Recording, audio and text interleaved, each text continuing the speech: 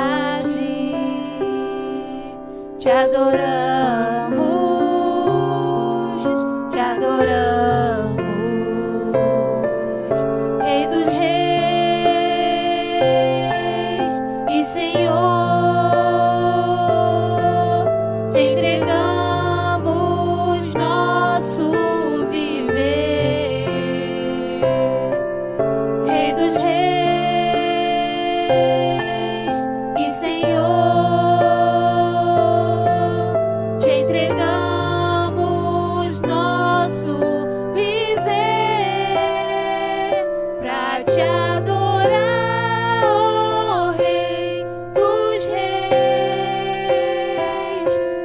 que eu nasci, ó Rei Jesus. Meu prazer é te louvar, meu prazer é estar nos átrios do Senhor. Meu prazer é viver na casa de Deus, onde flui o amor, pra te adorar, ó Rei dos Reis. Foi que eu nasci, ó Rei Jesus. Meu prazer é te louvar, meu prazer é estar nos átrios do Senhor. Meu prazer é viver na casa de Deus, onde flui o amor. Meu prazer é viver na casa de Deus, onde flui o amor. Aleluias. Que o nosso prazer, irmãos, esteja estar na casa, na presença do nosso Deus. Amém? Os irmãos estão com a oportunidade de trazer os seus dízimos, suas ofertas. Os irmãos possam ficar à vontade. Amém? Aleluias. Que possamos estar mais perto do nosso Deus a cada dia. Aleluias. Santo é o teu nome, Jesus. Aleluias.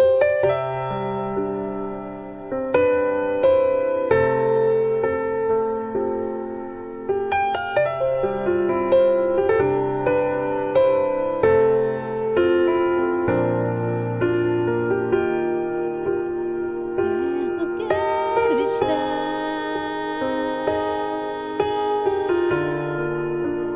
junto aos teus pés,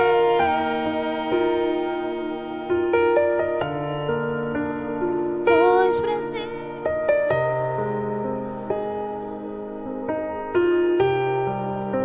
de me render e te adorar. Tudo que há em mim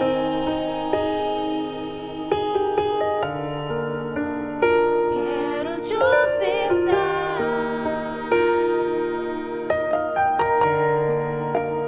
mas ainda é pouco, eu sei,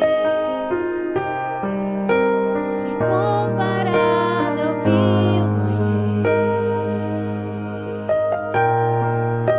Não sou apenas servo, teu amigo me tornei.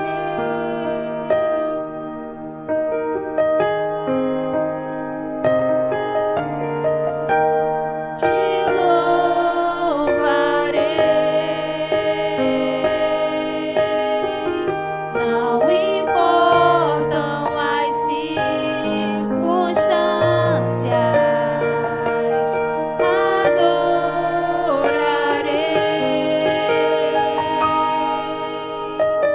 somente a ti, Jesus. Aleluia. Perto quero estar,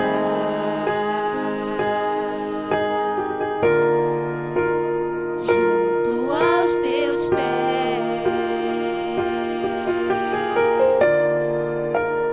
pois prazer maior não há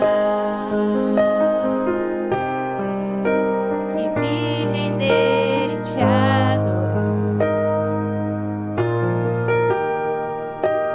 Tudo que há em mim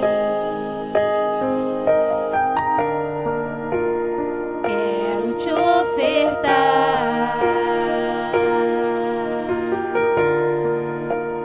mas ainda é pouco, eu sei, se comparado ao que ganhei. Não sou apenas servo, teu amigo me tornei.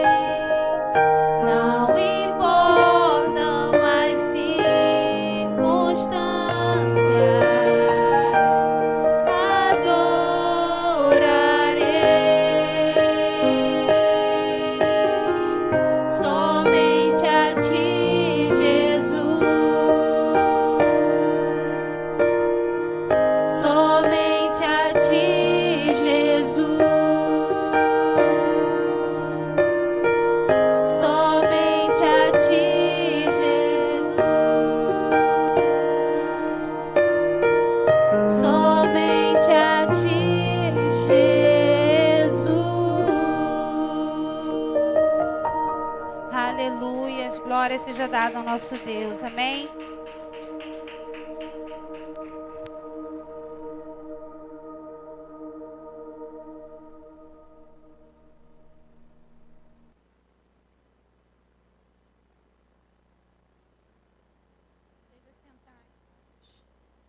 Glória a Deus.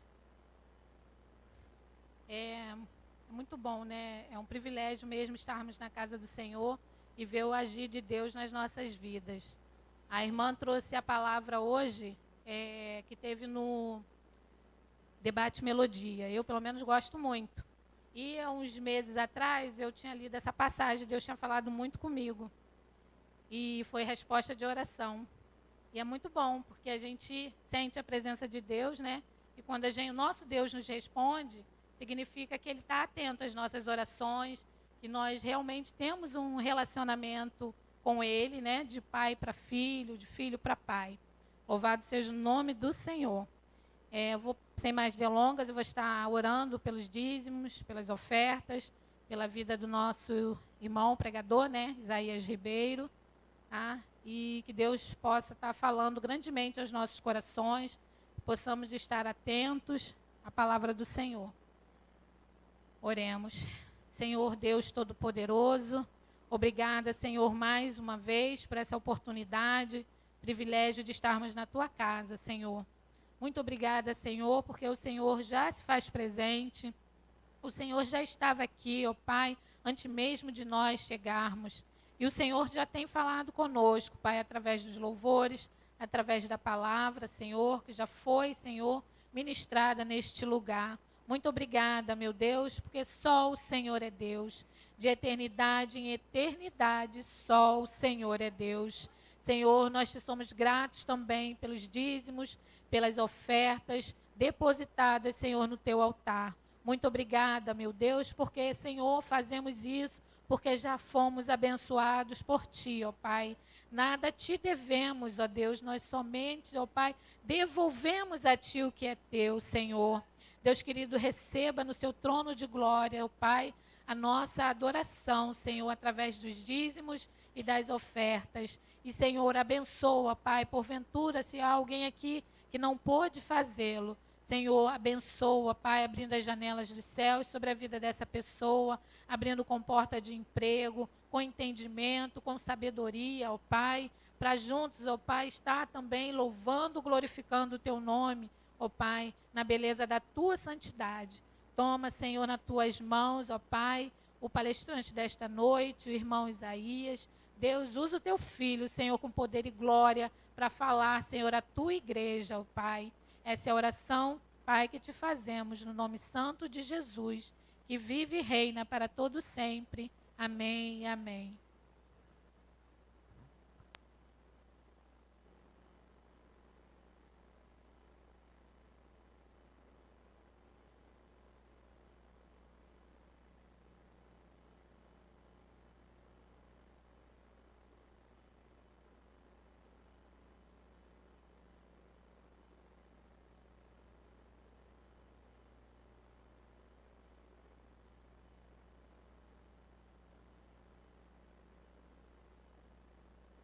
Aqui com vocês nessa noite, mais uma vez, para o nosso Seminário de História da Igreja, capítulo 2. Você que não esteve aqui na semana passada, nós estivemos aqui momentos muito gostosos, deliciosos, onde a gente tratou de muitos assuntos importantes em relação à história do cristianismo. E nós falamos algumas coisas aqui, o porquê da gente aprender a história da igreja. Você, como cristão, precisa ter racionalidade em relação à sua fé. E você precisa saber tudo aquilo que aconteceu em tempos e épocas diferentes até se chegar nos nossos dias. Mas eu quero começar a nossa palestra dessa noite fazendo o seguinte: vamos abrir as nossas Bíblias na segunda carta do apóstolo Paulo a Timóteo. Segunda carta do apóstolo Paulo a Timóteo, capítulo 3, nós vamos ler dos versos 10 ao 17. 2 Timóteo, capítulo 3, de 10 a 17. 2 Timóteo capítulo 3, de 10 a 17.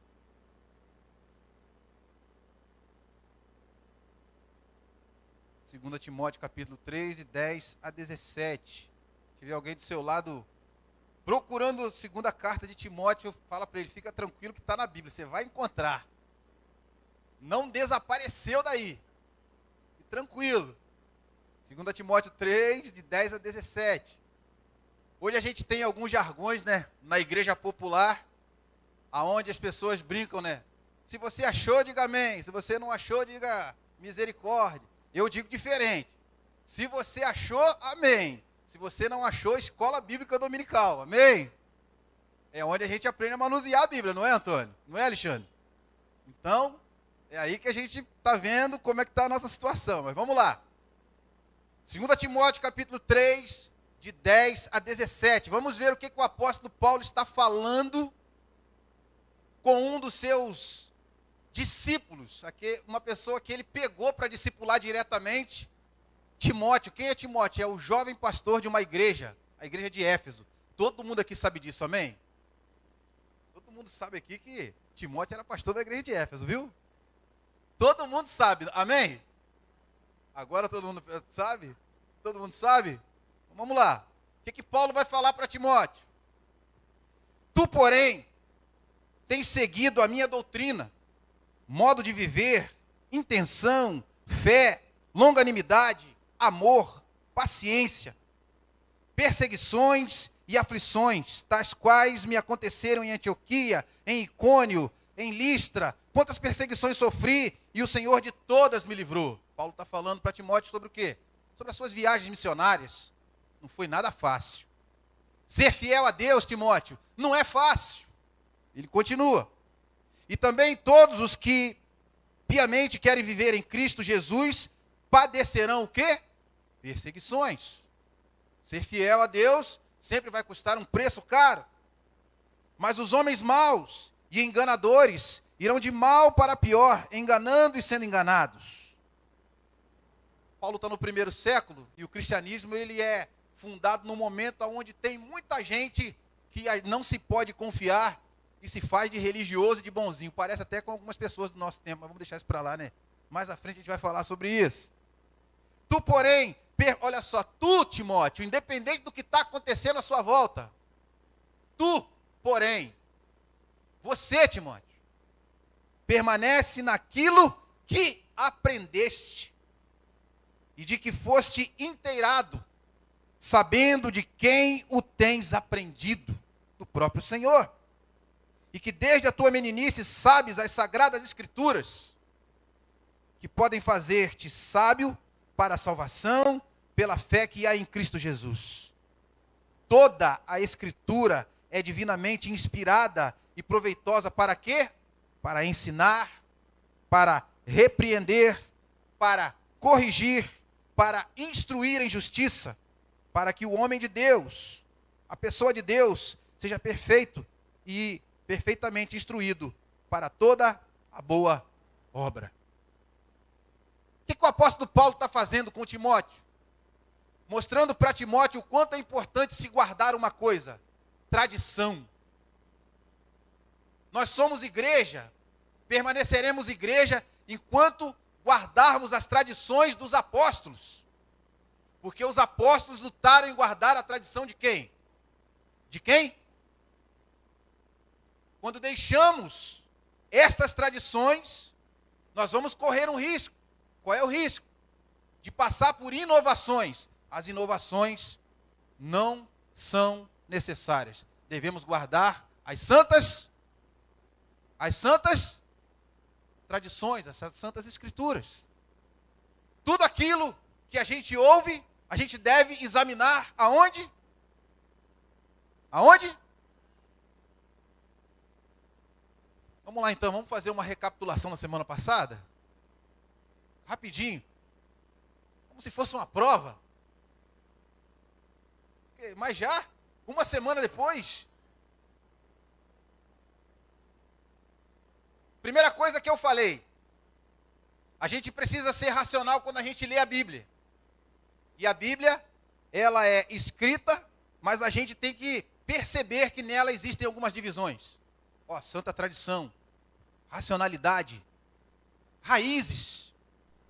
Nós só vamos ter raízes se a gente guardar essas coisas.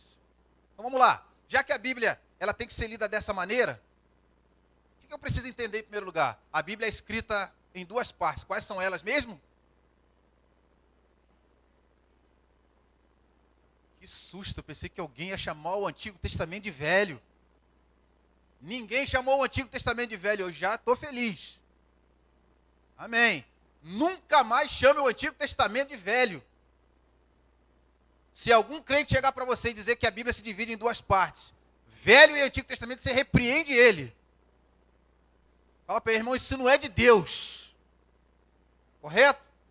Quem é que não estava aqui semana passada? Ó, tem bastante gente que não estava semana passada, hein? Talvez essas pessoas ficaram com um ponto de interrogação. Qual é a diferença de velho e antigo, né? Tem alguma diferença? Tem? O pessoal da semana passada sabe que tem, né? Lembram do que eu falei? O exemplo que eu dei? Lembram? Aquilo que é velho, a gente faz o quê? Você vai jogar o Antigo Testamento fora? Você pode dizer que o Antigo Testamento é velho? Qual é a diferença de velho para antigo? Você vai chegar num museu, você vai ver uma peça lá, independente do tamanho dela, pode ser algo bem pequenininho. Aí você vai perguntar para quem trabalha no museu, quanto custa essa peça? Aí a pessoa vai responder o que para você? O valor é inestimável, não tem preço. Você podia vender o mundo inteiro e não ia conseguir dar um preço para essa peça.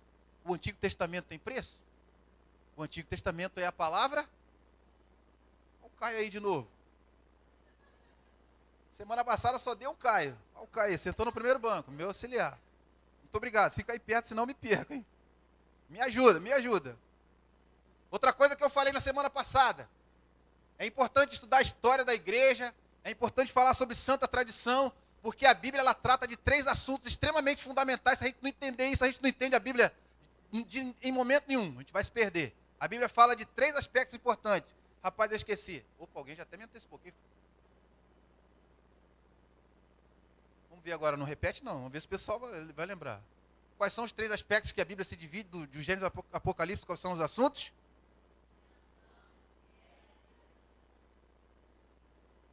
A maioria do pessoal está tirando mais do que outro, já passou, né? Viu?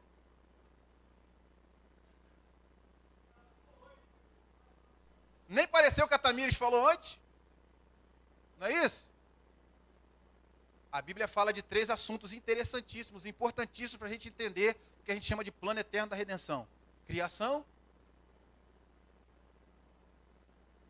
O pessoal já começou a ter um pouco de dúvida, mas tudo bem. Deixa para lá.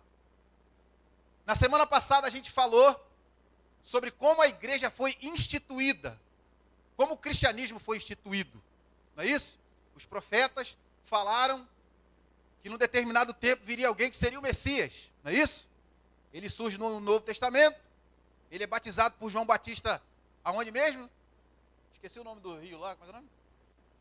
O pessoal está tirando nota boa, viu? A Trindade se manifesta no batismo dele, não é isso? Amém? Aleluia. Depois dele ser batizado, ele vai começar o ministério terreno dele. E ele vai precisar de uma equipe. Como é que ele vai fazer mesmo para escolher a equipe dele? Ele vai olhar os mais ricos que tinham na época, era isso, Caio? Como é que ele vai fazer? Vai escolher os 12? Poxa, eu falei que era 12, devia perguntar quantos eram, né? Como é que ele vai fazer para escolher os 12? Quem se lembra? Lucas 6. Ele vai fazer o quê? Orar, e vai pedir um direcionamento a Deus, para que Deus os envie 12 homens, não é isso? Certo, Caio? Se o Caio falou que está certo, está certo. Deus vai enviar 12 homens para ele, e ali ele vai iniciar o seu ministério terreno, e vai iniciar a igreja. Gente, por que isso é importantíssimo para ficar caindo na mente da gente? Amanhã você vai discutir um testemunho de Jeová. Aí ele vai dizer assim, ó, vou fazer o seguinte, vou te dar 5 minutos para você fazer uma exposição cristã da sua mentalidade aí. Se você conseguir me convencer, agora se você se perder, eu vou fazer a minha. No final, aquele que for mais convincente, faz o seguinte, se você for convincente, eu vou para a sua igreja. Agora, se eu for mais do que você vai comigo lá para a minha, tá bom? E aí, como é que vai ser? Se você for fazer uma autoanálise hoje, de 1 a 10, qual nota que você dá para você? 5? Vamos deixar esse negócio de nota para lá, Caia. Vamos esquecer. Vamos deixar para lá, senão vai ficar complicado. Jesus escolhe 12 homens e ele vai plantar no coração deles a glória de Deus, a graça de Deus, a eternidade, todas as verdades sobre a cruz, sobre o Calvário. Ele vai cumprir com a sua missão. Depois dele cumprir com a missão, ele morre na cruz. Depois de morrer na cruz, no terceiro dia ele vai fazer o que mesmo? Ih, rapaz, o momento mais glorioso do cristianismo. Depois do terceiro dia ele vai fazer o quê? Ah, melhorou. Vocês sabem, olha só que coisa linda.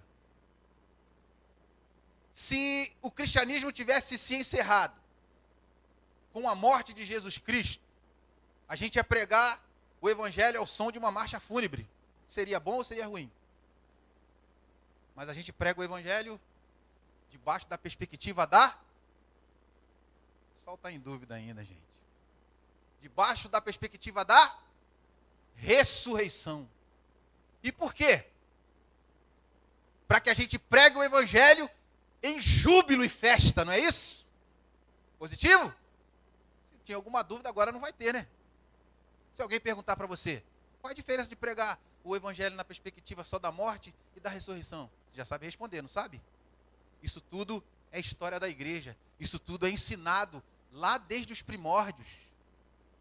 Os cristãos tinham base. Os cristãos tinham profundidade. Os cristãos tinham argumentos. Você vai pegar a sua Bíblia, vai ler o livro de Atos dos Apóstolos, vai ter um diácono lá que foi apedrejado. Qual é o nome dele mesmo? Nota 8, está melhorando. Por que Estevão foi apedrejado? Ele começou a argumentar, vamos supor ali, vamos analisar, vamos entrar no contexto lá, da situação, do cenário. Ele vai começar a argumentar com os líderes da lei, com todo mundo que defendia o judaísmo, ele vai começar a falar sobre o cristianismo, não é isso? E vai dizer lá o contexto do texto, que ele falava de uma maneira que ninguém conseguia fazer o quê? Se opor ao que ele falava, não era isso? Aí por causa disso ele foi? Alguém aqui quer se aprofundar no cristianismo mesmo? Alguém quer? Deseja? Está preparado para morrer em nome de Jesus, em nome da cruz? Está preparado? Tá ou não está? Ó, tem um grupo de muçulmanos te esperando ali do lado de fora, do outro lado da rua, hein? Tem certeza? Oi? Botar ela na frente? Fazer uma experiência lá? Será que depois do pessoal ver os muçulmanos pegar você, será que o resto também vai querer se aprofundar no cristianismo? Tem porta aí? Nem janela tem na igreja, né, Alexandre? Só tem uma porta. Os muçulmanos estão lá do outro lado da rua. Tem algum cristão aí? Eles vão perguntar depois do culto. Alguém quer se aprofundar no cristianismo para defender a fé cristã? É? Precisamos? Todo mundo aqui está preparado para morrer em nome de Jesus, não está? Amém? Amém, gente? A irmã não quer morrer não, está com medo. Mas deixa isso para lá, vamos deixar esses assuntos para lá, né? É. Vai nos constranger, vai deixar a gente com as bochechas vermelhas. Mas vai acontecer uma coisa na história da igreja. O que vai acontecer? Nós vamos chegar, obviamente, depois de Cristo cumprir a sua missão, a gente vai chegar no contexto que ele chama de período apostólico, é o período dos apóstolos. Não é isso? Amém? Os apóstolos vão continuar ensinando, discipulando, pregando, só que os apóstolos não vão viver para sempre, não é isso? Vai chegar um tempo que vai acontecer o que com os apóstolos? Os de hoje, a gente não vai falar isso hoje, porque senão vai complicar. Os apóstolos morreram. Por que eles morreram?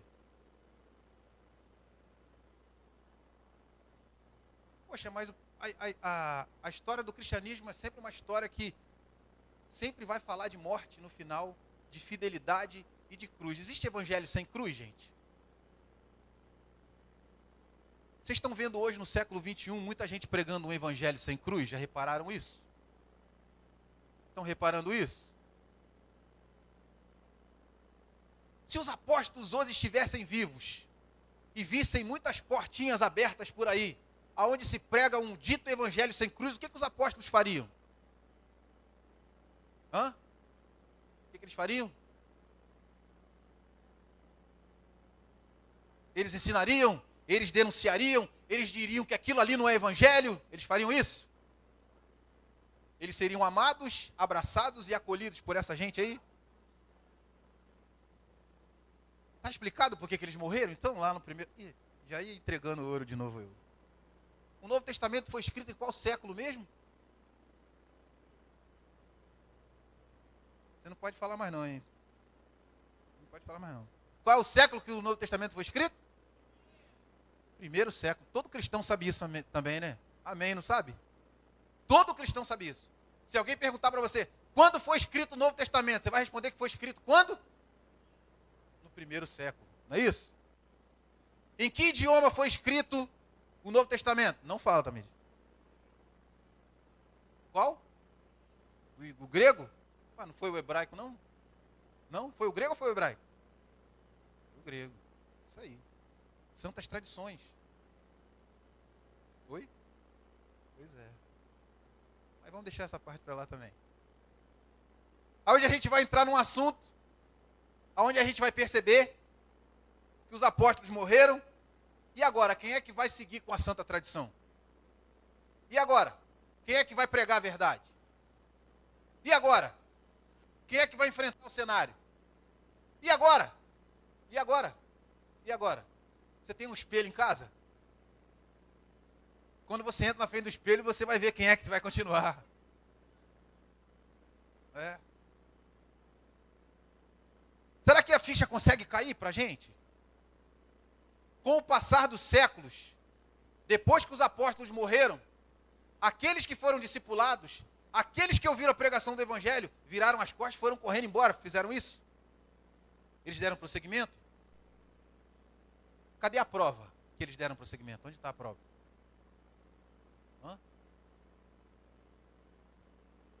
A Sandra já respondeu ali. Onde está a prova, Sandra? Essa é a prova? Essas são as provas? Nós somos as provas vivas de que tudo continuou dando prosseguimento. E quando essa responsabilidade chegou em mim, eu dei prosseguimento ou eu parei com tudo? Cada um de nós aqui precisa fazer essa avaliação. A história vai parar em mim? A história vai continuar dando prosseguimento em mim? Como vai ser? Vamos voltar e iniciar. É só para a gente recapitular e pensar um pouquinho. Uma coisa que eu quero dizer para vocês. É impossível a gente ser crente sem pensar, tá? Impossível. Se você é seguidor de Cristo, outra coisa que eu vou ensinar para vocês. Jesus era alguma ameba ambulante? Enquanto o homem ele era inteligente, quer ver? Vamos ver se ele é inteligente. Certa feita ele está no centro de Jerusalém, e a guarda romana, junto com os líderes da religião judaica, vão pensar o seguinte: agora a gente vai pegá-lo, quer ver? Agora a gente vai dar um jeito nele. E ele está lá pregando e ensinando, e de repente alguém vai pegar uma parte do discurso dele, e vai falar assim: ué, mas então a gente tem que ir contra o Estado romano, contra o governo? Aí Jesus vai escutar aquilo, vai olhar para o ladinho, de um lado, para o outro, aí vai ver lá alguém com uma moeda, vai pegar aquela moeda e vai fazer uma pergunta. O que ele pergunta? De quem é nesta moeda? Jesus era inteligente? Você é seguidor de Cristo? Você é colocado sob pressão algumas vezes por ser cristão? Como que você se sai? Como você se sobressai? Aí Jesus vai pegar aquela moeda, vai colocar no bolso e vai tomar um açaí? De quem é essa imagem? Quem era César? O imperador? Se ele fala alguma coisa contra o imperador, o que acontecia com ele? Ele ia ser preso, morto na frente de todo mundo, num momento que não era o correto. Ele vai perguntar de quem é o rosto dessa. A pessoa vai dizer de César. Ele vai dizer o quê? Dai a César e dai a Deus. Você já meditou, refletiu sobre isso, sobre a fala de Jesus? Ele é inteligentíssimo. Ele está querendo dizer o seguinte: você é cristão? Você é uma pessoa de Deus mesmo? Você tem responsabilidades tanto civis quanto espirituais. Correto? Já viu um crente que não paga imposto? Ele tem empresa, mas não paga salário? A gente teve uma experiência um pouco triste, pouco tempo atrás, trabalhando numa certa empresa, né, Antônio? Complicado, a gente trabalhava numa empresa onde tinha um culto, né, Antônio? Antes do expediente começar, mas depois que enrolava o culto, o patrão não pagava imposto. Complicado. Complicado. Jesus é inteligente, gente? Senão a gente perde o foco, né? Vamos deixar esse negócio para lá. Você é um ser pensante enquanto cristão? Sim ou não? Se um mundano te cercar lá fora e falar assim, qual a sua opinião sobre o homossexualismo? Como cristão, você sabe defender a sua fé? Sabe? Se lá fora alguém disser para você assim, ó, vote nesses candidatos aqui, de uma bandeira vermelha, aí você vai dizer amém? Você é comunista? Ou você é cristão, ou você é comunista. Você é uma pessoa inteligente? Você é uma pessoa que pensa? O que é o comunismo? Já viu um cristão votar em candidatos do comunismo? Isso é loucura. O comunismo é o partido do diabo na face da terra. O comunismo mata cristãos em toda parte do mundo. E tem cristão que se diz comunista e vota em candidatos comunistas. Jesus votaria num candidato comunista? Já imaginou? Imagine Jesus entrando por aquela porta. Aqui não tem ninguém comunista, eu acredito que não tenha. Mas já imaginou? Jesus entrando por aquela porta depois de pregar o reino. Depois de dizer, ó, por minha causa vocês vão ser perseguidos. Vocês vão morrer. Vai acontecer isso, vai acontecer aquilo. Aí ele diz assim, vocês precisam agir na sociedade com uma mente curada. Aí alguém vai dizer, eu voto num candidato comunista. Ele vai dizer para você, então pode sair, por favor, não quero nem mais falar contigo. Você não entendeu nada. Como é que você vai votar em alguém que amanhã vai matar você, rapaz? Que vai perseguir a igreja? Que vai trancar as portas? Como você vai votar com uma mentalidade cristã em alguém que defende aborto? Que diz que homossexualismo é símbolo do amor? Homossexualismo é símbolo do amor ou da depravação humana? Você é cristão? Você é um ser pensante? Você sabe, você tem convicção nas suas defesas? Nas suas colocações? Está preparado? Porque se você for defender isso, você também vai para a cruz. Estão entendendo por que os apóstolos morreram? Estão entendendo por que Jesus foi levado para o Calvário? Estão entendendo por que chamam a gente de seguidores de Cristo? Nós somos totalmente diferentes de tudo o que acontece na sociedade, não é isso? Período pós-apostólico. O que acontece no período pós-apostólico? Vai existir inicialmente uma lacuna. Pode voltar lá na tela anterior. O início do afastamento das Escrituras. A gente vai estudar a história da igreja e a gente vai perceber que em algum momento da história sempre aconteceu alguma coisa que fez a igreja se desviar das Escrituras. E isso foi muito grave. E depois foi pago um alto preço para que a igreja voltasse para as Escrituras. Jesus morreu por pregar a verdade, e todo mundo que quiser pregar a verdade também vai passar por esse problema. O início do afastamento das Escrituras. Estamos no período pós-apostólico. Os apóstolos já morreram. Pode passar. Vamos ver. O cristianismo, então, nasceu no primeiro século. Jesus e sua equipe estão trabalhando. E essa equipe passa por um processo até a morte, ressurreição e ascensão, volta de Jesus à eternidade. Jesus cumpre a sua missão, volta aos céus e deixa os 12 homens para continuarem com a sua missão até a sua segunda vinda. O cristianismo e o Novo Testamento aconteceram em qual século mesmo? No história da igreja. Do primeiro ao terceiro século, guardem isso, gente. Do primeiro ao terceiro século, eu até falei na palestra da semana passada, morreram cristãos num número que não se pode contar. Eu contei a história do imperador Nero, que tacou fogo na cidade de Roma. 14 bairros foram completamente destruídos e ele colocou a culpa nos cristãos. Faltou até madeira na época, porque de tantas cruzes que foram feitas para sacrificar cristãos. Do primeiro ao terceiro século, perseguição, derramamento de sangue, morte total entre os cristãos. Do primeiro ao terceiro século. Guarde isso. Mas vai acontecer uma coisa. Pode passar. Pode passar. No final do terceiro século, início do quarto século, ó, a história da igreja. Vamos deixar a ficha cair. Vou deixar a ficha cair.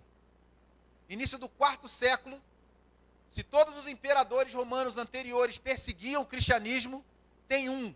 O nome dele é? O nome dele é? Constantino. A história vai dizer que Constantino vai se converter ao cristianismo. O imperador, a autoridade suprema, se converte. E se a igreja foi perseguida do primeiro ao terceiro século, agora as coisas vão mudar completamente. O que vai acontecer? A perseguição vai acabar. Por que a perseguição vai acabar? Porque o imperador vai decretar que o cristianismo agora passa a ser a religião oficial dos romanos. Que maravilha, né? Isso é bom ou é ruim, gente? Já paramos para pensar nisso? Você já leu sobre isso? Já estudou sobre isso? Nunca ouviu nada sobre isso?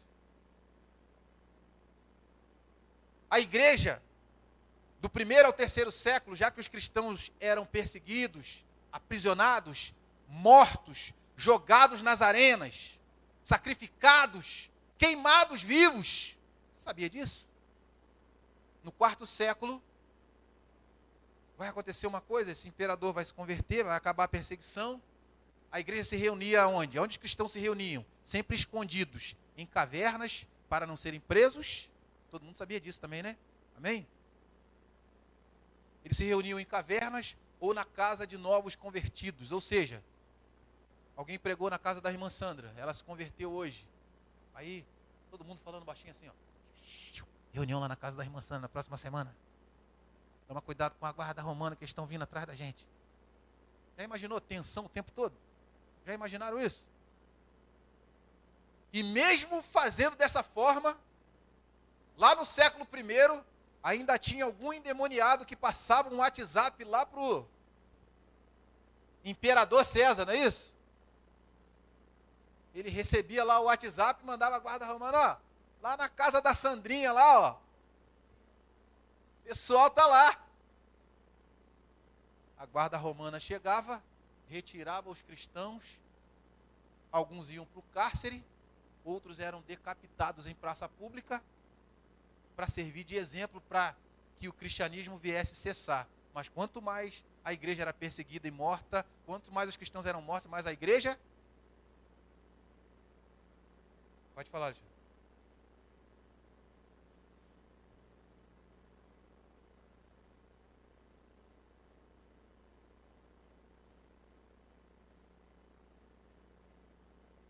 Com certeza.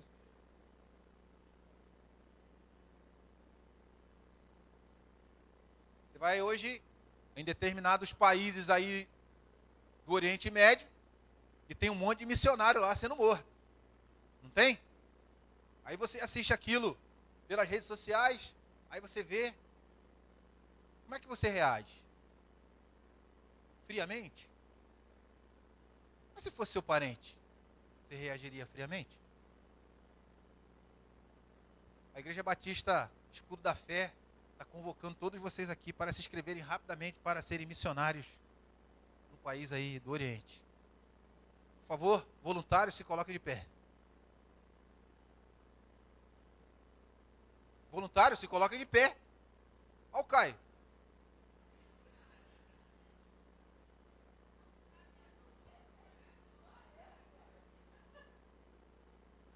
Realmente?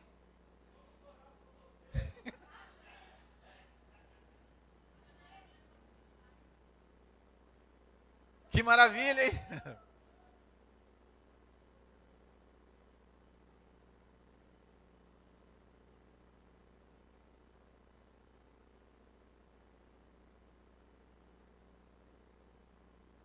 Dependente, mas porém espontânea. Precisamos ser espontâneos. A história da igreja vai nos mostrar que os cristãos eram espontâneos. Espontâneos para ajudar uns aos outros. Espontâneos para pregar. Espontâneos para morrer em nome da cruz. Defender a fé. Mas vamos voltar para lá, senão... Vamos lá. Quando Constantino se converte ao cristianismo, e a religião cristã e os cristãos se reuniam em cavernas e nos lares de novos convertidos, agora vai haver uma ordem. Qual é a ordem? A ordem é de que agora eles não precisam mais se reunirem de forma escondida. E sabe o que Constantino vai fazer? Vai abrir todos os templos, todos os templos da arquitetura romana para que comecem a acontecer os cultos cristãos. Quem já viu filme de época aqui? Sabe como é que é um templo pagão? Sabe como é que é? Já viram? Cheio de... Como é que é? Imagens. É isso? Quando os cristãos chegam lá, os apóstolos já haviam morrido, hein? Se os apóstolos estivessem lá, provavelmente seria diferente. Se aqueles que foram os discípulos dos apóstolos, que sempre teve uma tradição de alguém discipular alguém, mas quando a gente chega ali no 4º século, parece que ninguém queria ser voluntário para ser missionário no Oriente Médio também. O pessoal todo se escondeu. E quando Constantino então dá esse decreto e os cultos começam a ser feitos dentro dos templos, a gente vai ver uma mistura de comportamento da sociedade romana, que não abre mão de frequentar aquelas reuniões, mas frequentam mais porque o imperador havia mandado, e não porque ouviram a pregação da cruz e se converteram. Opa! Diferente dos discípulos que vieram da santa tradição. Correto? Vamos deixar a nossa mente se desenvolver. Então, o que vai começar a acontecer com o passar do tempo? O Estado romano, ele patrocina a igreja. E quando alguém começa a patrocinar a igreja, obviamente ele vai começar a dar pitacos, opiniões. E vai começar a tentar infiltrar ideias. O Império Romano começa a infiltrar ideias. E algumas coisas vão começar a acontecer, então, na história da igreja, que vão fazer com que a igreja comece a se desviar totalmente. A primeira coisa, pode passar. Pode passar, irmã. Pode passar também. Já falamos sobre isso aí. A primeira coisa que vai acontecer é a mudança total da tradição apostólica no que diz respeito a culto, pregação, guarda da tradição. O culto, ele vai receber um outro nome, ele vai começar a ser chamado de missa. Os líderes da igreja, que a gente viu na semana passada, através da institucionalidade da igreja, eram presbíteros, diáconos, não é isso? Eles vão começar a ser chamados de quê? Cardeais, arcebispos. Ou seja, essa igreja está se distorcendo, não está? Ela está mudando a identidade. Está ou não está? Vocês estão começando a entender aonde que eu estou querendo chegar? Estão captando a minha mensagem? Os sacramentos e ordenanças de Jesus, que foram dadas pelo Senhor para dizer que todo aquele que ingressasse na fé cristã deveria ser batizado e participar da ceia. Quantos eram mesmo os sacramentos e ordenanças dadas por Jesus? Ô Caio, sempre você e o Antônio. Quantos eram os sacramentos e ordenanças? Quais eram eles? Batismo e ceia. Agora, vamos passar para 7. Essa igreja está se perdendo? Ela se esqueceu das Escrituras? Ela abandonou os verdadeiros ensinos? O Novo Testamento foi escrito em qual língua mesmo? Agora, nós estamos ali no 4º século, o idioma agora é o latim. Quem é que sabe latim? Só um grupo que é chamado de alto clero. Quem era o alto clero? Era o pessoal que era a liderança dessa igreja totalmente distorcida. Eles têm o poder nas mãos. Aí você vai ver uma missa celebrada em latim por um sacerdote que fala em latim de costas para o povo o tempo todo. E quando ele vira para vocês, ele só faz uma pergunta. Amém? Vocês dizem? Vocês nem sabem o que ele falou. É um tipo de lavagem cerebral? Não tem racionalidade? Essa igreja, completamente distorcida, completamente longe das Escrituras, ela vai simplesmente esquecer totalmente os costumes dos apóstolos e ela vai passar a se chamar igreja. Opa, o pessoal entendeu. Ela vai se passar a se chamar igreja católica apostólica romana. Assim surgiu a igreja católica apostólica romana. De apostólica ela não tem mais nada. E por que ela é católica? Vamos mais aproveitar o momento, né, didático, né?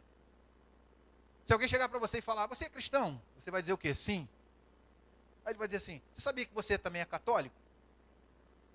Sabia que a sua igreja é católica? Aí você vai dizer o quê? Está amarrado em nome de Jesus. Não é isso que você vai dizer? Para de me ofender, rapaz. Está me xingando por quê? Nunca lhe dei essa confiança. Sabe o que significa a palavra católica? Dizer que a igreja é católica? Ó, pessoal, um monte de ponto de interrogação em cima das cabecinhas lá. Hã? A igreja é universal, ela é aberta a todos. A igreja é católica porque ela é aberta a negros, a brancos, a pardos, a orientais, a ocidentais. O evangelho é para ser pregado a... Qual foi a ordem de Jesus? Ide por todo mundo e pregar o evangelho a... Por isso a igreja é católica. Não tem nenhum problema da igreja ser católica. O problema está em ela ser católica, apostólica. Esse foi o problema. Foi aí que ela se perdeu de vez. Porque agora você entra nos templos e o culto tem aquilo ali, tudo que a gente está vendo. E ainda tem imagens de imperadores romanos que continuam sendo adorados por gente que não se converteu. Virou uma bagunça? Total. Não, até hoje não está assim, porque a gente não quer mais nada com aquele lá. Nós não queremos, não é isso? Nós voltamos para as Escrituras. Como que a gente voltou para as Escrituras? Isso é cenas do próximo capítulo. Vocês vão saber disso só lá na frente. Pode passar, irmã. Pode passar. Olha aí os sacramentos instituídos pela igreja romana. Tudo bem. Batismo. Mas um batismo totalmente diferente. ensinado pelos apóstolos. O batismo era uma consequência do quê? A pregação do evangelho era realizada, não era isso? As pessoas eram chamadas ao arrependimento, não era isso? E então, depois de se converterem, elas se apresentavam para o... Mas na igreja romana, não. Na igreja romana, você vai lá hoje, faz um acordo com o sacerdote, se batiza daqui a algum tempo, passa pelo... um processo lá que eu esqueci o nome, me deu um branco. Oi? Isso, passa por um período, mas... negócio de chegar para você, você entende a sua fé. Fala para mim o que Cristo fez na sua vida para você se apresentar para o batismo. Isso aí não existe lá não. O batismo lá tem um peso totalmente diferente. Aí tem o batismo, o crisma, não vou falar sobre isso, senão a gente vai perder muito tempo. A Eucaristia, a confissão. Que confissão? Você comete alguns pecados, vai falar com o líder lá, em secreto, ele vai te dar 50 Ave Maria, 300 Pai Nosso. E vai dizer para você, está tudo tranquilo, vai em paz. Ele está te dando uma segurança no quê? Nele mesmo. Pode falar.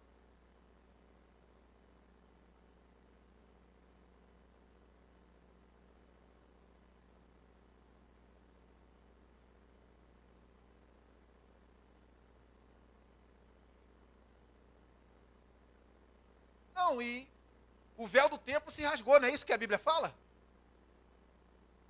A gente tem livre acesso para fazer o quê? Não tem necessidade de um homem para mediar isso. Vai direto àquele que vai te perdoar. Não é isso? Vamos lá. Ordem é liturgia.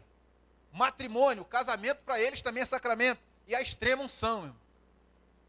O camarada pode viver na pindaíba total. Se alguém chegar depois chamar um padre para jogar um pouco de água benta sobre ele, ele está salvo. Segundo a Igreja Católica, Apostólica, e a maior de todas as heresias. É a máxima da Igreja Católica Apostólica Romana. A salvação está na igreja. Quem está fora da Igreja Católica está perdido. A salvação está na igreja, gente? A salvação está em quem? Eles se perderam totalmente ou não se perderam totalmente? Vamos passar. Vamos correr que já estou dando meu tempo ali. O surgimento da patrística. Caramba, o que é isso? Acho que eu nunca escutei falar sobre isso. A patrística é um movimento histórico onde Deus começa a levantar homens que começam a defender a volta a uma fé chamada de apologética, é defesa da fé cristã. Eles começam a escrever tratados teológicos, eles começam a dizer que a igreja está perdida, eles começam a tentar levar a igreja para dentro da escritura de novo. Dentre esses homens a gente vai ver aqui, alguns homens, a igreja se desdobra entre Oriente e Ocidente, ela começa a se alastrar, né? Com esses ensinamentos e tal, e esses homens aqui vão tentar trazer a igreja de volta para a verdade. Ambrósio de Milão, Jerônimo de Estridão, Agostinho de Hipona, Gregório Magno. Se você ler a história da igreja, você vai ouvir falar sobre esses homens. Pode passar, irmão. E a gente vai ver, com o passar do tempo, começarem a surgir, então, dentro da Igreja Católica Apostólica Romana, as chamadas heresias. A primeira delas foi uma controvérsia sobre a Trindade. Vejam que uma igreja totalmente distorcida vai começar a negar a própria Escritura. No ano 325, século IV, vai surgir um homem dentro da Igreja Católica. O nome dele é Ário. Sabe o que ele vai ensinar para o povo? Ele vai ensinar que Jesus não é Deus. Ele vai dizer que Jesus é um ser criado. Ele vai ensinar que Jesus é um ser criado e Jesus é o criador do Espírito Santo. Nem Jesus, nem o Espírito Santo são Deus. Isso é uma heresia? Isso é uma heresia? Além dele criar uma doutrina chamada de unicismo, a Bíblia fala que Deus é trino, e ele vai contra aquilo que a Bíblia mostra, ele vai simplesmente se desfazer da pessoa central do plano eterno da redenção, que é Jesus Cristo. Isso é grave. O que seria de nós sem Cristo? Hoje, existe um movimento, olha só como é que o desenvolver e o desdobrar da história. Hoje existe um movimento bastante conhecido, um pessoal que anda de roupa social, de segunda a sexta. O pessoal já está rindo, nem acabei. Eles batem na sua porta, às vezes no domingo você está dormindo, nem deu a hora de você levantar para a escola dominical, já estão te chamando lá para te vender uns livrozinhos. Qual é o nome deles mesmo? Foi através desse conceito teológico que nasceu o movimento dos testemunhas. Estão vendo como é que a história vai se desdobrando e algumas coisas vão acontecendo? Por causa desse homem chamado Ário. Mas quando esse homem começou a ensinar, como foi combatida essa heresia? Pode passar. Acabou? Então chegou errado. Não entra até aí, não. Mas vamos lá. O que aconteceu? Foi convocado um concílio. Guardem isso. Guardem isso. Todas as vezes na história da igreja que acontece uma heresia, ou que aconteceu uma heresia, é convocado um concílio. O que é um concílio? Era uma reunião com todos os líderes, ou com um representante de líderes de igrejas em determinadas regiões, para se debater um assunto teológico. E o arianismo é decretado como uma heresia. E ele deve ser repudiado. É isso que acontece no concílio. O nome desse concílio? Concílio de Nicéia. Foi um dos concílios da igreja. Quando você lê Atos dos Apóstolos, você vai ver, esse concílio guarda uma tradição. Lá em Atos dos Apóstolos tem um concílio lá, que é o concílio da onde mesmo? Concílio de Jerusalém, não é isso? O que eu quero mostrar para vocês é que a igreja sempre precisa guardar a tradição. Constantino ficou perdido. Aí ele tem uns lampejos lá, que é o Espírito Santo governando a história. A igreja está afastada. Como é que a gente vai resolver isso? E de repente todos os fundamentos se voltam para quê? Para que a igreja volte a acreditar plenamente que Deus é trino. Alguém tem alguma dúvida disso aqui? Deus é Pai, Filho e Espírito Santo. Amém? Podemos fazer uma prova rapidamente agora?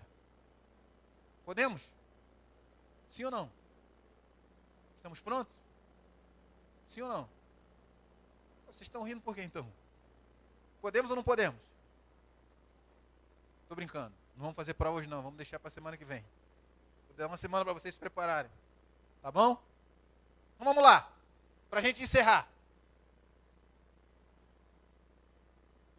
Depois de acontecido toda essa questão do arianismo, a gente vai ver, olha, nós estamos no 4º século, gente. 4º século, vamos lá. O cristianismo foi o acontecimento, o evento Cristo, o cristianismo, o Novo Testamento, tudo aconteceu em qual século? A igreja foi perseguida de qual século a qual século? Do primeiro a... Ó, vendo? Tá bom, né? Tá muito bom, hoje estou gostando. Mas vai acontecer uma coisa na história da igreja, depois dela ser perseguida do primeiro ao... Vai acontecer uma coisa, o que vai acontecer? Qual é o século que ele se converte? Depois dele se converter, o que ele vai fazer?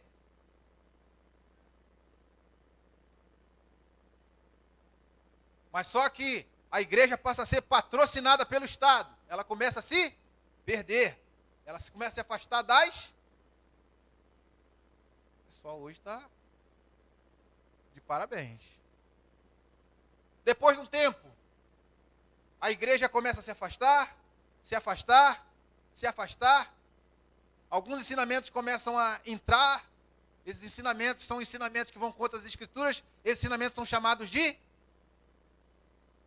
Hoje em dia, no século XXI, tem muita heresia acontecendo? Como é que a gente sabe que é heresia?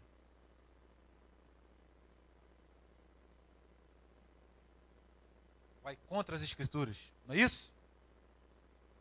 Todo cristão tem que conhecer as Escrituras.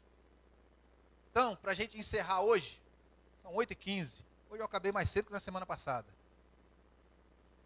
Uma coisa que eu quero passar para vocês, para que nós possamos ser um povo forte, um povo que faz a diferença, um povo que tem identidade, um povo que não engole tudo com muita facilidade, ou com facilidade nenhuma. A gente precisa ler as Escrituras. Precisamos meditar nas Escrituras. Precisamos ter fome e sede das Escrituras. O que a história da igreja nos ensina? Todas as vezes que a igreja abandonou as Escrituras, ela se perdeu. Se você parar de ler as Escrituras, você vai ser presa fácil para o adventismo do sétimo dia. Se você parar de ler as Escrituras, você vai ser presa fácil para os testemunhos de Jeová. Se você parar de ler as Escrituras, os mormons vão te enrolar. Tem medo deles?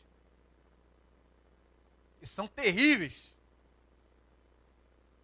Se você parar de ler as Escrituras, um espírita kardecista vai sentar com você e vai dizer assim: diga para mim, se tudo aquilo que eu faço não é a mesma coisa que Jesus fazia. E você vai dizer: até que parece mesmo. Está amarrado, né?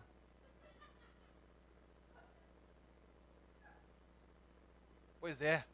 O problema todo é que a igreja do nosso tempo, ela tem aceitado muito algumas coisas. E por causa dela aceitar e dela não denunciar, está aparecendo não somente heresias, mas falsos mestres, falsas igrejas, falsos ensinamentos. Não é isso? Isso tem sido muito grave. E hoje, eu vou encerrar agora. Tem um movimento que surgiu dentro do cristianismo para poder embolar a cabeça dos crentes que não leem a Bíblia. É o maldito do progressismo. Vocês sabem o que é isso? Talvez você seja todos os dias cutucado pelo progressismo e não está vendo que está sendo cutucado. Quer ver? Abre uma igreja para gays e lésbicas. Isso é um conceito do movimento progressista. E alguém chega para você e diz assim: mas Deus ama todos. Por que o fulano, o ciclano, o beltrano não pode ser gay e adorar a Deus? Por quê? Por quê?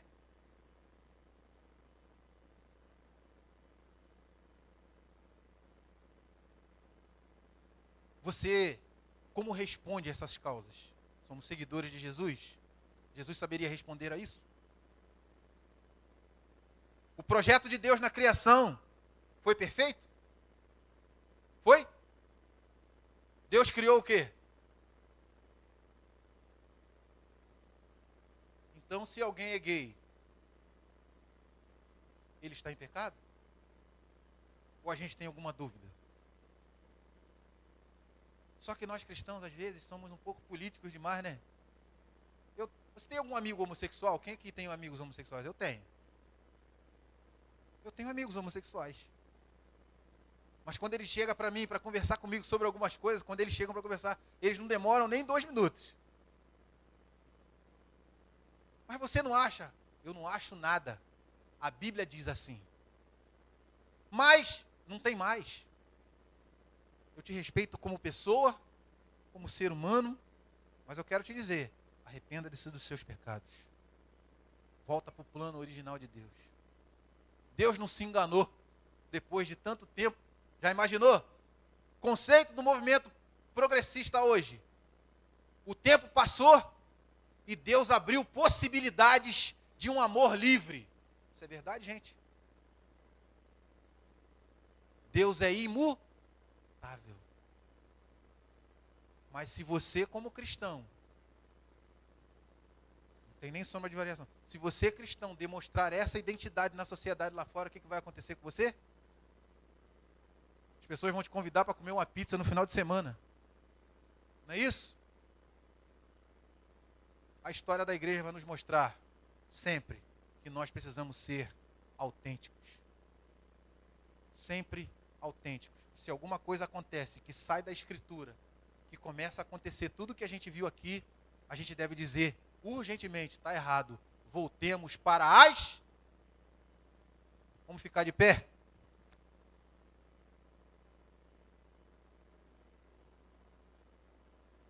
Vamos orar? Ah, sim, o Antônio está me lembrando.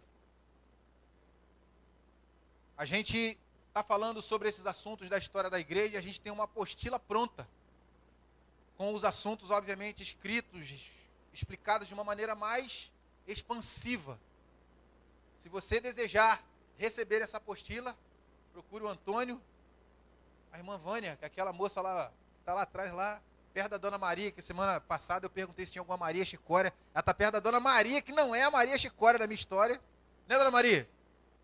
Tem nada a ver. A Vânia que tem me ajudado e muito na confecção dessa apostila. Louvo a Deus pela sua vida, quero te agradecer mais uma vez. Se você quiser essa apostila para nos ajudar, para abençoar o nosso ministério, depois você conversa com o Antônio ou com a Vânia, que eles vão dizer como é que você vai fazer aí para receber a apostila. Mais alguma coisa?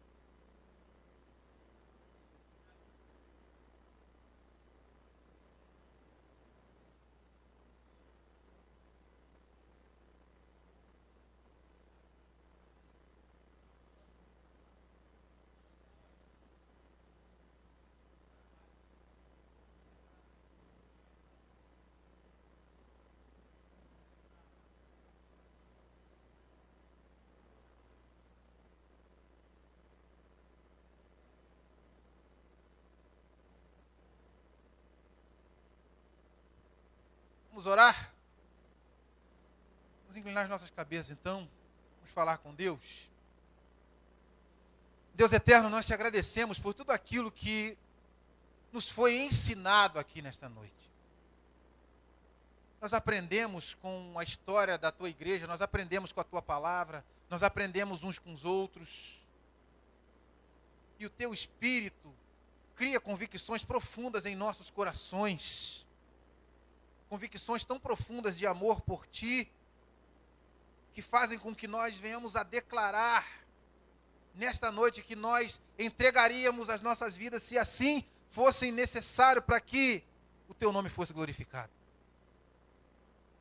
Deus amado, que tudo isso que está sendo dito aqui nestas semanas, na semana que vem estaremos continuando, que as pessoas estejam absorvendo, de maneira que isso venha gerar fruto para a defesa da fé cristã, para o crescimento de outras pessoas, para o amadurecimento da tua igreja na face da terra, de maneira que nós não sejamos enganados por falsos ensinos, por falsos profetas, por falsos pregadores, por falsas igrejas, e que nós amemos somente a tua palavra, nada além da tua palavra. Deus eterno, eu te agradeço por essas pessoas que aqui estiveram. Leva cada um agora para os seus lares, para as suas casas. Guarda-os do homem perverso, sanguinolento, de qualquer tipo de cilada. Protege o teu povo. Que possamos chegar nas nossas casas com tranquilidade, fazer a nossa última refeição, abraçar os filhos, os maridos abraçarem as esposas os maridos. Que possamos dormir o sono dos justos nessa noite. É assim que nós oramos. No nome doce e santo de Jesus. Amém.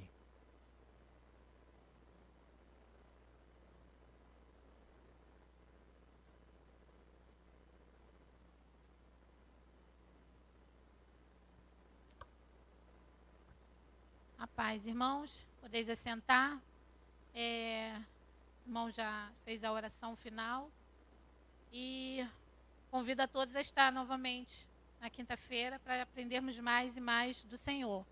Tá? Estamos encerrados por hoje e reforço aí o lembrete do irmão Antônio sobre a apostila, né? Pelo que a gente já viu, é um material rico em informação, né, para o nosso crescimento, né? Crescimento espiritual. E foi muito boa a fala do irmão no sentido de nós nos capacitarmos de forma racional, né, para estar lá fora unir o racional ao espiritual. E isso foi que Deus falou muito aqui ao meu coração.